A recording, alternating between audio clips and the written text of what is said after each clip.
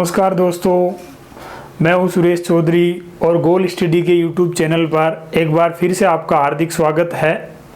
देखिए मित्रों, अपन भारत का इतिहास पढ़ रहे थे और इसी के अंतर्गत अपना पिछला वीडियो रहा था मोहम्मद गोरी के भारत अभियान। मोहम्मद गोरी की मृत्यु हो जाती है 1206 के अंदर। तो उसके बाद में मोहम्मद गोरी का उत्तराधिकारी हुआ था कुतुबुद्दीन ऐबक, और कुतुबुद्दीन ऐबक के द्वारा भारत में दिल्ली सल्तनत की नींव रखी गई थी। तो आज अपना जो टॉपिक रहेगा वो रहेगा दिल्ली सल्तनत। देखिए, भारत के इतिहास के अंतर्गत आज अपन जो टॉपिक ले रहे हैं वो है दिल्ली सल्तनत। दिल्ली सल्तनत के अंतर्गत 5 राजवंशों ने शासन किया था। ये अपन पिछले वीडियो में देख चुके हैं। आज अपने को उन राजवंशों को क्रमबद्ध रूप से पढ़ना है। तो इसके अंतर्गत दिल्ली सल्तनत, सुल्तानों ने यहाँ पर शासन किया था। लगभग 32 सुल्तान हैं, वो शासक बनते हैं और इसी वजह से इसको दिल्ली सल्तनत के नाम से जाना जाता है, क्योंकि अधिकांश जो केंद्र है वो दिल्ली रहा था। इसका संस्थापक जिसको मानते हैं अपन, दिल्ली सल्तनत का संस्थापक, इसका संस्थापक मानते हैं मित्रों अपन कुतुबुद्दीन ऐबक को।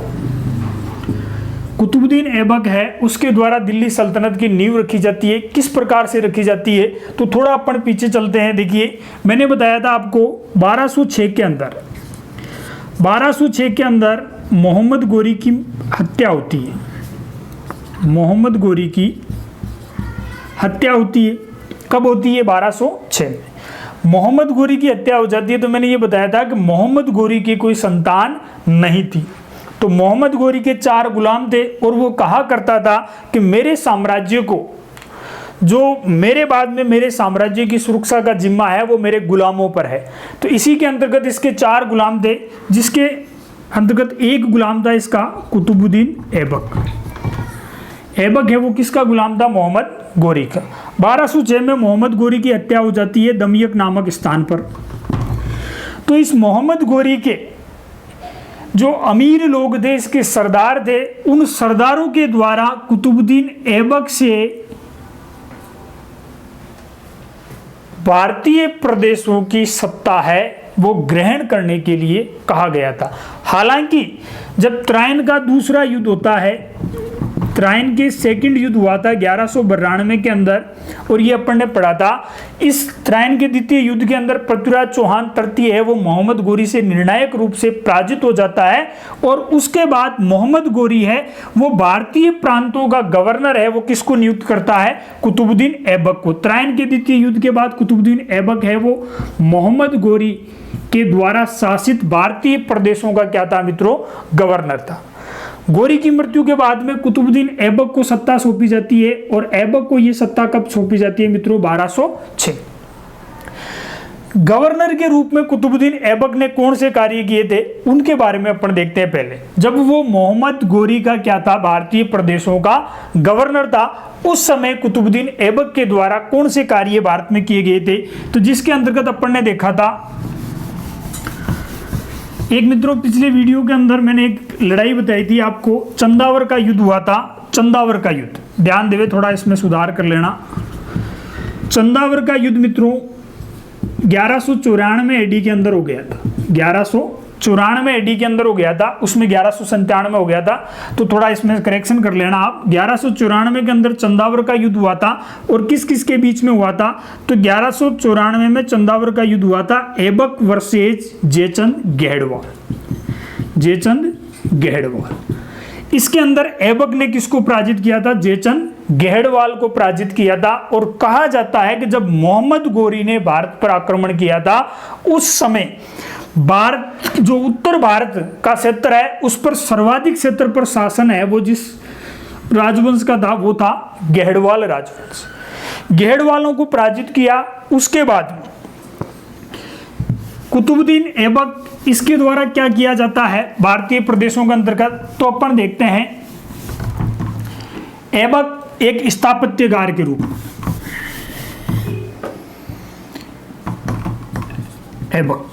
ऐबक शब्द का शाब्दिक अर्थ होता है मित्रों चंद्रमा का स्वामी। ऐबक स्थापत्यकार, के रूप में अगर अपन देखें इसको, तो इसके द्वारा क्या किया गया था, इसके द्वारा सबसे पहले मित्रों इसने एक मस्जिद बनाई थी, कुव्वत उल इस्लाम। कुव्वत उल इस्लाम मस्जिद का निर्माण करवाया था कुतुबुद्दीन ऐबक के द्वारा। और ये मस्जिद कहाँ बनाई थी मित्रों, इसने दिल्ली में। दिल्ली के पास में एक प्राचीन नगर है, राय पिथौरागढ़ के नाम से उसको जाना जाता है, जहां पर कुव्वत उल इस्लाम मस्जिद का निर्माण कुतुबुद्दीन ऐबक के द्वारा करवाया गया था। और ये भारत की प्रथम मस्जिद मानी जाती है। ध्यान देवें यहाँ पर कुव्वत उल इस्लाम मस्जिद, इस मस्जिद का निर्माता कौन है मित्रों, मस्जिद का निर्माता ऐबक। कब इसका निर्माण करवाया, तो इसका निर्माण इसने करवाया था 1197 एडी में। 1197 एडी के अंदर कुव्वत उल इस्लाम मस्जिद का निर्माण करवाया था। और ये कुव्वत उल इस्लाम मस्जिद है वो भारत की प्रथम मस्जिद मानी जाती है। भारत की प्रथम मस्जिद है वो इसको माना जाता है, कुव्वत उल इस्लाम मस्जिद को। कहा जाता है कि जिस जगह ये मस्जिद बनाई गई थी वहां पर पहले कोई मंदिरों के अवशेष मिले हैं। ऐसा कहा जाता है कि जैन मंदिर के अवशेषों के ऊपर इस कुव्वत उल इस्लाम मस्जिद का इसने निर्माण करवाया था। तो कुव्वत उल इस्लाम मस्जिद का निर्माता कौन है, कुतुबुद्दीन ऐबक। इंपोर्टेंट, भारत की प्रथम मस्जिद माना जाता है कुव्वत उल इस्लाम मस्जिद को। इसके अलावा कुव्वत उल इस्लाम मस्जिद इसने बनाई। इसके अलावा देखा जाए तो कुतुबुद्दीन ऐबक के द्वारा बनवाएगी कुतुब मीनार। ऐबक के द्वारा क्या, किसका निर्माण करवाया गया, कुतुब मीनार। कुतुब मीनार का निर्माता कौन है, ऐबक। कुतुब मीनार कहाँ है, कुतुब मीनार है वो वर्तमान में 5 मंजिला इमारत है। 5 मंजिला इमारत है ये वर्तमान में। ध्यान देवें कहाँ स्थित है, ये भी दिल्ली में। कुतुब मीनार का निर्माता कौन है, ऐबक। जब इसका निर्माण करवाया गया, जब इसने कुतुब मीनार का निर्माण करवाया था तो प्रारंभ में इसकी 4 मंजिलें थी। कितनी मंजिलें थी, 4 मंजिलें। निर्माता, प्रारंभिक निर्माता है, ध्यान रखें क्या है ये, प्रारंभिक निर्माता। इसका निर्माण इसने प्रारंभ करवाया था। प्रारंभ में ये 4 मंजिला इमारत थी। इसका निर्माण इसने कब प्रारंभ किया था, तो इसका निर्माण मित्रों इसने 1199 एडी में निर्माण प्रारंभ कर दिया था। और ये पूर्ण होती है, कुतुब मीनार है, इसको पूर्णता कौन प्रदान करता है, तो इसको पूर्णता प्रदान करता है कुतुबुद्दीन ऐबक के बाद में एक नए राजवंश की सत्ता स्थापित होगी, जिसको हालांकि वो गुलाम वंश के अंतर्गत ही आएगा, जिसे अपन कहेंगे शमसी राजवंश। और उस शमसी राजवंश का संस्थापक रहेगा इल्तुतमिश। तो इल्तुतमिश है वो इसको पूर्णता प्रदान करता है। पूर्णता कौन प्रदान करेगा, इल्तुतमिश। इल्तुतमिश के द्वारा लगभग कहते हैं 1232 एडी के अंदर इसका निर्माण है वो पूर्ण करवाया गया। कुतुब मीनार प्रारंभ में 4 मंजिला इमारत थी, जिसका निर्माण प्रारंभ किया था किसने, कुतुबुद्दीन ऐबक ने। किसकी स्मृति में, इस कुतुब मीनार का निर्माण है वो किसकी स्मृति में होता है, तो इसका निर्माण है वो ख्वाजा कुतुबुद्दीन बख्तियार काकी। कुतुबुद्दीन बख्तियार काकी की स्मृति में इसका निर्माण करवाया गया। कई बार परीक्षाओं में यह भी पूछ लिया जाता है कि कुतुब मीनार का निर्माण है वो किसकी स्मृति में करवाया गया, तो ख्वाजा कुतुबुद्दीन बख्तियार काकी की स्मृति में। प्रारंभ में इसका निर्माण है वो अजान देने के लिए किया गया था। एक ऊंची इमारत बनाई गई थी जिससे अजान दिया जा सके। कहते हैं एक बार इसकी एक मंजिल के ऊपर बिजली गिर गई थी। प्रारंभ में ये 4 मंजिला इमारत बताते हैं,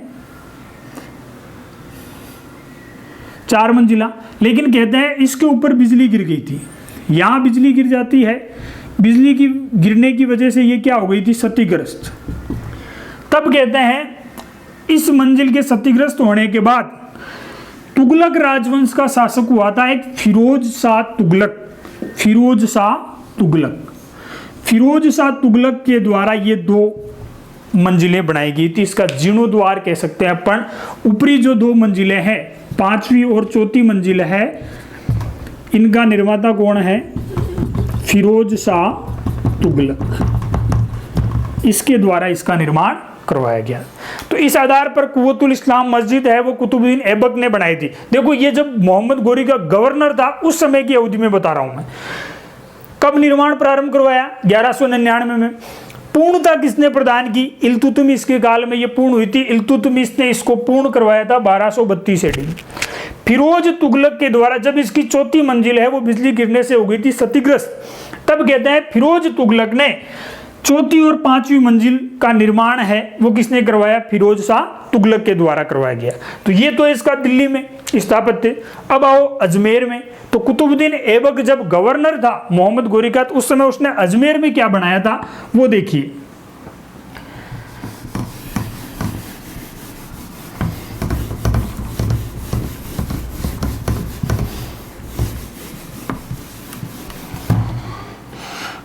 ऐबक के द्वारा अजमेर में क्या बनाया गया? इसने बनाया था 2.5 दिन, या इसी को अपन कहते हैं 2.5 दिन, 2.5 दिन का झोंपड़ा। बहुत इंपॉर्टेंट है मित्रों, कई बार यहां से प्रश्न आया हुआ है। इसका निर्माण करने से पहले इसकी कहानी अगर अपन देखें तो देखिए ये 2.5 दिन का झोंपड़ा है। ये मूलतः क्या था? मूलतः ये एक संस्कृत पाठशाला थी, संस्कृत पाठशाला। और इस पाठशाला का नाम क्या था? इस पाठशाला का नाम था सरस्वती कंठाभरण, सरस्वती कंठाभरण। सरस्वती कंठाभरण नामक एक संस्कृत पाठशाला थी। इस संस्कृत सरस्वती कंठाभरण पाठशाला है, इसका निर्माता कौन है? इसका निर्माता है चौहानों का कला और साहित्य का स्वर्ण काल के नाम से जिस शासक के काल को माना जाता है वो शासक है आपके विग्रहराज चतुर्थ। इस विग्रहराज चतुर्थ को ही अपन कहते हैं बीसल देव, बीसल देव के नाम से इसको जाना जाता है। विद्वानों का संरक्षण करता। चौहान राजवंश का जब अपन इतिहास पढ़ेंगे तो वहां ये चीज स्पष्ट आएगी कि किस चौहान शासक के काल को कला और साहित्य के दृष्टिकोण से चौहानों का स्वर्ण युग कहलाता है, तो वो है विग्रहराज चतुर्थ का काल। और इस विग्रहराज चतुर्थ के द्वारा, क्योंकि ये विद्वानों का आश्रयदाता था, तो इसके द्वारा एक सरस्वती कंठाभरण नामक संस्कृत पाठशाला का निर्माण करवाया गया था। और इस संस्कृत पाठशाला को कुतुबुद्दीन ऐबक के द्वारा तोड़ा गया है। इस संस्कृत पाठशाला को किसने तोड़ा है? इस संस्कृत पाठशाला को तोड़ा गया है कुतुबुद्दीन ऐबक के द्वारा। किसके द्वारा तोड़ा गया? कुतुबुद्दीन ऐबक के द्वारा तोड़ा गया। और उसने इस संस्कृत पाठशाला की जगह क्या बना दी? इसने 2.5 दिन या 2.5 दिन के झोंपड़े का इसने निर्माण करवाया था। इस 2.5 दिन या 2.5 दिन के झोंपड़े के बारे में क्या प्रसिद्ध है? तो कहा जाता है कि यहाँ पर 2.5 दिन का उर्स लगता है। कुछ लोग कहते हैं कि इसका निर्माण 2.5 दिन के अंदर हुआ था, इसी वजह से इसको 2.5 दिन का झोंपड़ा कहते हैं। राजस्थान की प्रथम मस्जिद माना जाता है मित्रों इसको। राजस्थान की प्रथम मस्जिद के नाम से किसको जाना जाता है? 2.5 दिन के झोपड़े को जाना जाता है। भारत में सर्वप्रथम, एक इंपॉर्टेंट फैक्ट बता रहा हूं मैं यहां पर, भारत में सर्वप्रथम फारसी भाषा में लिखित शिलालेख यहां से प्राप्त हुआ है। इसके अलावा इसकी सीढ़ियों पर कहते हैं, इसे 16 खंभों का महल के नाम से भी जाना जाता है। ये जो 2.5 दिन का झोपड़ा है मित्रों, इसको किस नाम से जाना जाता है? इसको 16 खंभों का महल भी कहते हैं। 16 खंभों का महल भी कहा जाता है। विग्रहराज चतुर्थ के द्वारा रचित, क्योंकि ये स्वयं विद्वान और विद्वानों का आश्रयदाता था, तो इसके द्वारा एक नाटक लिखा गया था हरिकेली। हरिकेली नामक नाटक है, उसका लेखक कौन है? विग्रहराज चतुर्थ को माना जाता है हरिकेली नाटक का रचयिता। और इस नाटक की आधी पंक्तियां हैं वो वर्तमान में इस 2.5 दिन के झोंपड़े की सीढ़ियों पर अंकित है, जबकि आधी पंक्तियां हैं वो ब्रिस्टल लंदन में स्थित राजा राममोहन राय की समाधि पर अंकित है। तो ये है मित्रों ढाई दिन का झोपड़ा, जिसका निर्माता किसको माना जाता है? कुतुबुद्दीन ऐबक को। एक स्थापत्यकार के रूप में मैंने कुतुबुद्दीन ऐबक के बारे में आपको जानकारी बताई है, और ये इनका निर्माण है वो उसने उस अवधि में किया था जब वो मोहम्मद गोरी के द्वारा उसे भारतीय प्रदेशों का क्या बनाया गया था? गवर्नर बनाया गया था, एक शासक के रूप में कुतुबुद्दीन ऐबक को। अब पढ़ेंगे अपन, इसका आप स्क्रीनशॉट लेना चाहे तो ले सकते हैं। देखिए स्क्रीनशॉट आपने ले लिया होगा। कुतुबुद्दीन ऐबक एक स्थापत्यकार के रूप में इसने क्या क्या कार्य किए थे वो मैंने आपको बताए थे। अब देखिए कुतुबुद्दीन ऐबक एक शासक के रूप में, तो देखिए सबसे पहले अपन जो राजवंश पढ़ रहे हैं वो है गुलाम वंश। तो गुलाम वंश ने शासन किया है, लगभग बताते हैं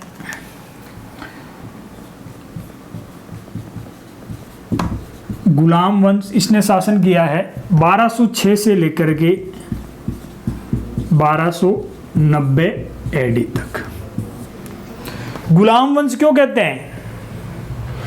गुलाम वंश इसलिए कहा जाता है कि इस अवधि में जो सुल्तान बनेंगे, ध्यान देना मित्रों, 1206 से लेकर के 1209 की अवधि में कितने सुल्तान बनेंगे? 9 सुल्तान बनेंगे। कितने? 9 सुल्तान। और ये सारे के सारे 9 सुल्तान क्या थे? गुलाम थे। सारे के सारे 9 सुल्तान क्या थे? ये सारे के सारे थे गुलाम। और इसी कारण इन 9 सुल्तानों के द्वारा शासित अवधि को भारतीय इतिहास में जिस नाम से जाना जाता है वो है गुलाम वंश के नाम से इसको जाना जाता है। अब ये गुलाम राजवंश है, इसके अंतर्गत 3 राजवंशों ने शासन किया है मित्रों। कितने राजवंशों ने शासन किया है? गुलाम वंश है, इसके अंतर्गत 3 राजवंशों ने शासन किया है। सबसे पहले जो अपना आएगा वो आएगा कुतुबी वंश। कुतुबी वंश, कुतुबी वंश की शासन अवधि देखी जाए तो लगभग शासन किया है इन्होंने 1206 से लेकर के 1211 एडी तक। कुतुबी वंश के बाद में अगला जो दूसरा है अपने वो है शमसी। शमसी वंश, शमसी वंश ने शासन किया है 1211 से लेकर के 1200 लगभग बताया जाता है 1265-66 तक। 1265-66 तक किसने शासन किया? शमसी वंश। इसके बाद तीसरा जो राजवंश है वो है बलबनी वंश। बलबनी वंश, और बलबनी वंश ने शासन किया है 1266 से लेकर के 1290 तक। गुलाम वंश को 3 भागों में बांटा गया है, कुतुबी वंश, शमसी वंश और बलबनी वंश। कुतुबी वंश, अब ध्यान देवे इनके संस्थापक। कुतुबी वंश है, इसका संस्थापक कौन हुआ? अभी मैंने बताया आपको कि दिल्ली सल्तनत का संस्थापक जिसे अपन कह सकते हैं, भारत में गुलाम वंश का संस्थापक जिसे अपन कह सकते हैं वो है कुतुबुद्दीन ऐबक। तो इसका संस्थापक कौन है? कुतुबुद्दीन ऐबक। किसका? कुतुबी वंश का। शमसी राजवंश, इसका संस्थापक मानते हैं मित्रों इल्तुतमिश को। इल्तुतमिश ये क्या है? शमसी वंश का संस्थापक है। उसके बाद बलबनी वंश, बलबनी वंश का संस्थापक है बलबन। कौन है? बलबन। गुलाम वंश में जिन शासकों के बारे में अपने को मुख्यतः पढ़ना है वो ये 3 शासक ही है मित्रों, कुतुबुद्दीन ऐबक, इल्तुतमिश और बलबन। इन 3 शासकों के बारे में अपने को विस्तार से पढ़ना है। गुलाम वंश है, 3 राजवंशों ने शासन किया है। कुतुबी वंश 1206 से 11, शमसी वंश 1211 से 1265-66 और बलबनी वंश 1266 से 1290। 1290 के अंदर खिलजी राजवंश की नींव रखी जाएगी भारत। इन तीनों को सम्मिलित रूप से जिस नाम से जाना जाता है वो है गुलाम वंश। और गुलाम क्यों कहते हैं? क्योंकि इस अवधि में जो 9 सुल्तान शासक बने थे वो खुद क्या थे, गुलाम थे। एक इतिहासकार हुआ हबीब उल्लाह, इतिहासकार का नाम बताता हूं, इतिहासकार हबीब उल्लाह। हबीब उल्लाह के द्वारा गुलाम वंश के जो शासक हुए हैं मित्रों, उन शासकों को इतिहासकार हबीब उल्लाह ने गुलाम वंश के शासकों हेतु एक शब्द काम में लिया है। शासकों को मामूलक कहा है। क्या कहा है? मामूलक कहा है। ध्यान दें, अब यहां से राजस्थान लोक सेवा आयोग ने प्रश्न बनाया था कि निम्न में से कौन सा सुल्तान है वो मामूलक नहीं था। तो ये तो तब पता चलेगा जब मामूलक का अर्थ क्या होता है। तो मामूलक का अर्थ होता है स्वतंत्र माता पिता, स्वतंत्र माता पिता से उत्पन्न दास। ध्यान दें, स्वतंत्र माता पिता से उत्पन्न दास, दास को ही अपन क्या कहते हैं, गुलाम कहते हैं। इसका मतलब क्या हुआ कि इस गुलाम राजवंश के जो 9 सुल्तान शासन बन रहे हैं, इन 9 सुल्तानों के माता पिता तो स्वतंत्र थे, वो किसी के गुलाम नहीं थे, लेकिन उनकी संतानें जो सुल्तान बने हैं, जो शासक बने हैं, वो क्या थे, वो गुलाम थे। वो क्या थे, गुलाम। और इन्हीं सुल्तानों हेतु एक इतिहासकार हुआ है हबीब उल्लाह, जिसने शब्द काम में लिया है मामूलक। कौन सा शब्द काम में लिया है? मामूलक शब्द है वो काम में लिया है। आप इसका स्क्रीनशॉट ले लीजिए, देखिए स्क्रीनशॉट आपने ले लिया होगा। अब अपने को जो शासक पढ़ना है वो कौन सा पढ़ना है मित्रों? कुतुबुद्दीन ऐबक।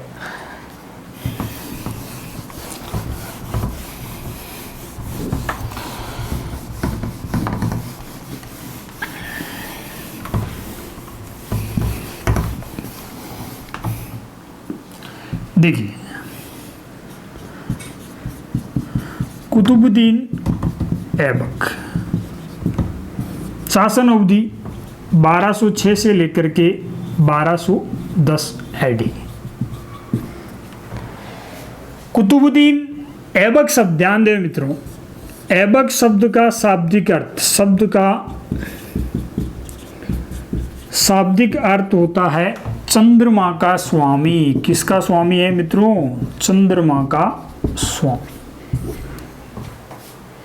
गुलाम वंश में जितने भी शासक बनते हैं, कुतुबुद्दीन ऐबक को छोड़ करके, इसके पुत्र आराम शाह को छोड़ करके बाकी जो 7 शासक बनेंगे वो सारे के सारे इल्बरी जनजाति से संबंधित है। ध्यान देवे, इल्बरी एक तुर्की में, तुर्कों के अंदर पाई जाने वाली एक जनजाति है।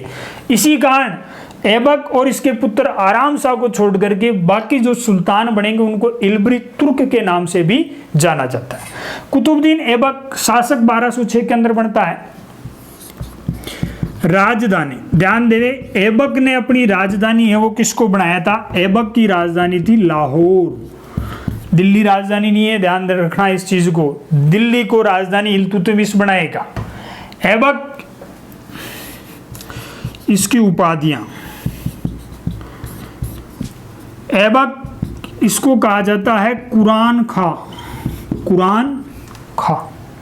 इसी को कहा जाता है लाख बख्श, लाख बख्श। इसको कहा जाता है पील बख्श। ये इसकी उपाधियां मित्रों। ध्यान रखिए, कुतुबुद्दीन ऐबक, इसके द्वारा सुल्तान की उपाधि धारण नहीं की गई है। इंपॉर्टेंट चीज है, यहां से प्रश्न बन जाता है कि दिल्ली सल्तनत का कौन सा शासक सुल्तान बनने से पहले तकनीकी रूप से गुलाम था। तकनीकी रूप से क्या है? गुलाम। तो तकनीकी रूप से गुलाम कौन था? कुतुबुद्दीन ऐबक था। कब शासक बन रहा है? 1206 में शासक बन रहा है, जबकि इसे गुलामी से मुक्त किया गया था 1208 में। गुलामी से कब मुक्त किया गया था? इसको 1208 के अंदर इसको गुलामी से मुक्त किया था। और किसने किया था? मोहम्मद गोरी का उत्तराधिकारी हुआ था। मोहम्मद गोरी के उत्तराधिकारी गयासुद्दीन महमूद के द्वारा 1208 में कुतुबुद्दीन ऐबक को गुलामी से क्या किया गया था? मुक्त। तो यहां से भी प्रश्न आ सकता है कि दिल्ली सल्तनत का कौन सा शासक जो सुल्तान बना था हालांकि सुल्तान बन रहा है यहाँ पे, लेकिन इसने सुल्तान की उपाधि धारण नहीं की थी। ऐबक ने जो उपाधियां धारण की थी वो कौन सी थी? एक जो थी मलिक, मलिक की उपाधि धारण की थी इसने। इसके अलावा इसने उपाधि धारण की थी सिपे सालार, सिपे सालार की उपाधि है वो किसने धारण की थी? ऐबक ने धारण की थी। इसने सुल्तान की उपाधि धारण नहीं की थी। अब इसकी अन्य उपाधियां जिसके अंतर्गत कुरान खां क्यों कहा जाता है? क्योंकि कुरान का पाठ करता था ये, खाली समय में किसका पाठ करता था? कुरान का पाठ करता था। जिस प्रकार नसीरुद्दीन महमूद पढ़ेंगे अपन, वो भी खाली समय में कुरान का पाठ करता था, इसी कारण इसे कुरान कहा गया है। लाख बख्श, दानशीलता, दानशीलता के कारण कहा गया है इसको। क्या कहा गया है? लाख बख्श कहा गया है दानशीलता के कारण।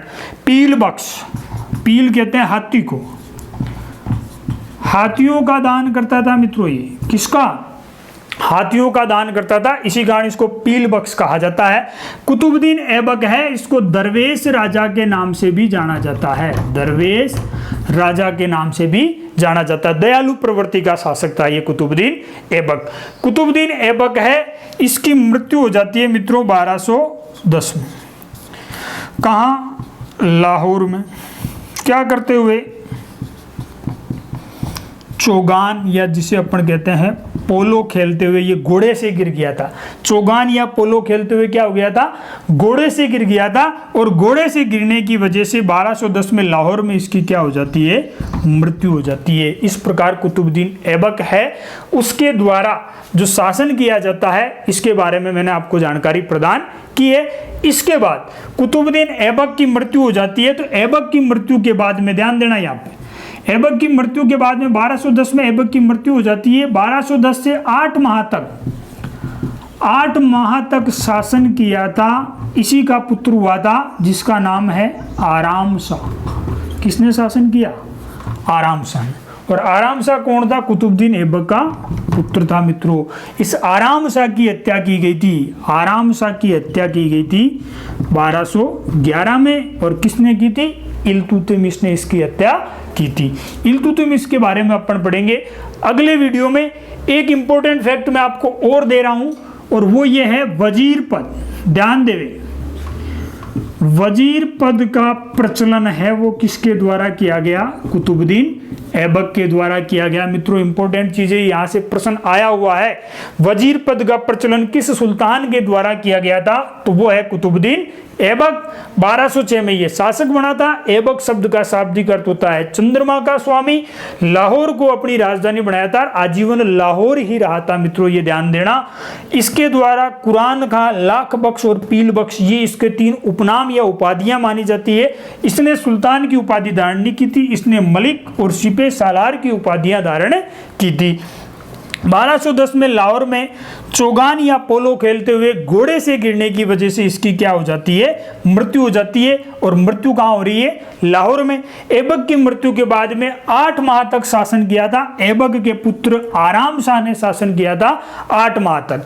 आराम शाह की हत्या की थी ऐबक के गुलाम इल्तुतमिश के द्वारा। किसकी हत्या की गई थी? आराम शाह की हत्या की जाती है। और इस प्रकार गुलाम वंश के अंदर शासन करने वाला पहला वंश है, कुतुबी वंश है, वो क्या हो जाता है? समाप्त। इस कुतुबी वंश का 2 ही शासक बनते हैं, एक तो ऐबक और ऐबक का पुत्र आराम शाह। गुलाम वंश के अंतर्गत पहला राजवंश है कुतुबी वंश। ये मैंने आपको बताया है। मुझे विश्वास है कि यह आपके पूर्णतः समझ में भी आया होगा। जितना ज़्यादा हो सके इस वीडियो को आप शेयर कीजिए, लाइक कीजिए, सब्सक्राइब कीजिए। जितना ज़्यादा हो सके गोल स्टडी चैनल को सब्सक्राइब कीजिए। धन्यवाद।